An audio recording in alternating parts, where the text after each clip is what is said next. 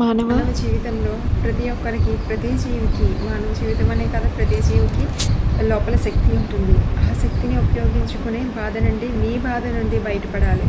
ఈ బాధలు, కోపాలు అన్నీ ఎందుకు వస్తాయి తెలుసు. మీరు అత్యంత మంచివారు కావచ్చు. ఎంత మంచిగా ఉంటే అన్నీ ఎక్కువ బాధల్ని ఎదుటివారు కలిగిస్తారు.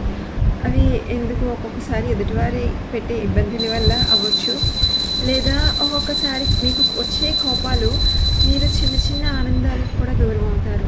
ఎక్కడికి విహారయాత్రలకి వెళ్ళకపోవచ్చు, బయటికి వెళ్ళకపోవచ్చు, అలాంటి అవకాశాలు ఉండకపోవచ్చు. మీ ఇంట్లో వాళ్ళకి మీరు గౌరవం ఇచ్చి ఉండొచ్చు.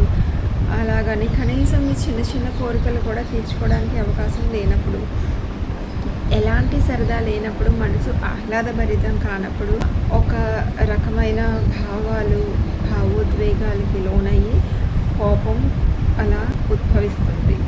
అది సహజ సిద్ధం. ఇంట్లో వాళ్ళు ఖచ్చితంగా, తల్లిదండ్రులు ముఖ్యంగా అర్థం చేసుకోవాల్సింది, తల్లిదండ్రులారా మీ బిడ్డల భవిష్యత్తు మీ చేతిలోనే ఉంది.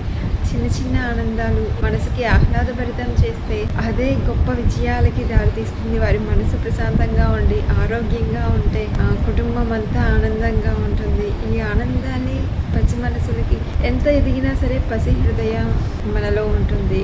వయసుతో సంబంధం లేదు. ఆ పసి హృదయాన్ని కష్టపెట్టకండి.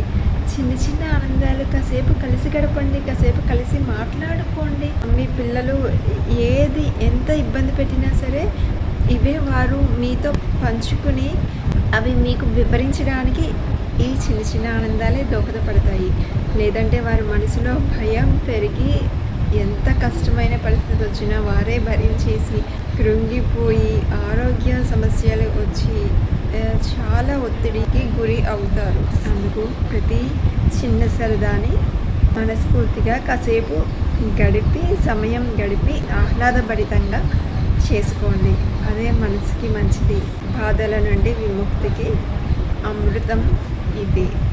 నమస్కారాలు. పిల్లల మనస్తత్వాలు చాలా సున్నితం. మనతో గడిపే ఆనంద క్షణాలే వారికి బలం. ఆనందంగా ఆరోగ్యంగా ఉండం.